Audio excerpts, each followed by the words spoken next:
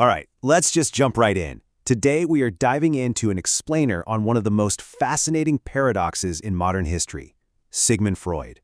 We're going to unpack this guy because, honestly, it's wild. He's largely been bypassed by modern medical science, yet he is absolutely foundational to our culture. It's a really incredible dynamic to explore because, well, whether you realize it or not, the way you think about your very own mind, it's been deeply, deeply shaped by this one man. So that brings us to an immediate mystery, right? Why do modern psychiatrists get so frustrated the second you mention his clinical methods, but Netflix is still out there making hit shows about him? Just think about it for a second. Every single year, brand new books about his life hit the shelves.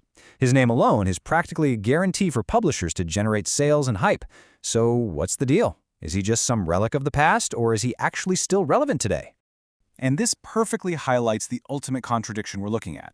See, while clinical medicine has evolved heavily since about 1950, moving toward neurobiology, brain chemistry, strict clinical data, the way we as ordinary people talk about our minds is still completely governed by Freud. Sure, his clinical theories might lack the strict scientific rigor we demand today, but culturally, the guy is a towering giant, absolutely massive. And to understand exactly how he achieved this monumental status, we really have to look closely at the man himself. To figure out how he built this absolute empire of thought, we've got to look at four really contradictory pillars of his personality. And let's start with a curveball. He actually wanted to study philosophy, not medicine.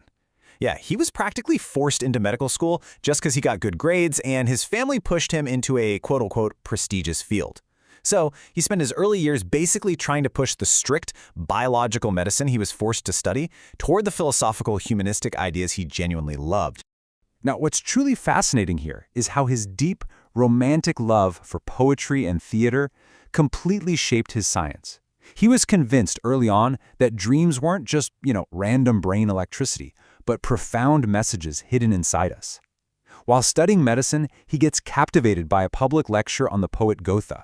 Later, he's watching Shakespeare's The Tempest in Vienna and hearing lines about dreams being the fabric of our lives.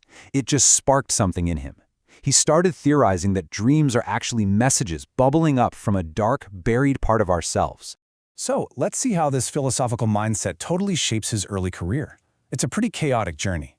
He goes from feeling completely alienated as a Jewish medical student in a deeply unwelcoming Vienna back in 1873 to this totally life-changing trip to Paris in 1885. In Paris, he studies under this famous neurologist, Charcot, who was actually using hypnosis to treat unexplained physical symptoms, what they called hysteria back then. Actually, seeing patients treated through the power of suggestion rather than traditional medicine, it completely blew Freud's